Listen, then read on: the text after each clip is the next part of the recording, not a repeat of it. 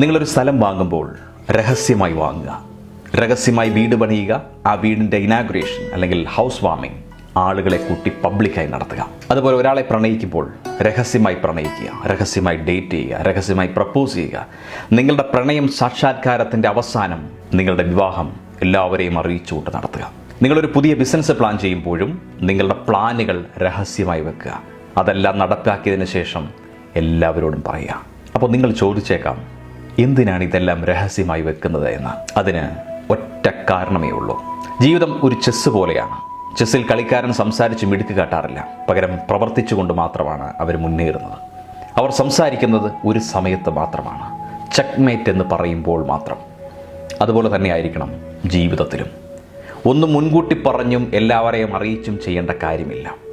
ചിലതെല്ലാം രഹസ്യമായി തന്നെ അവശേഷിക്കണം. സൈലൻ്റായി കാര്യങ്ങൾ ചെയ്യുക.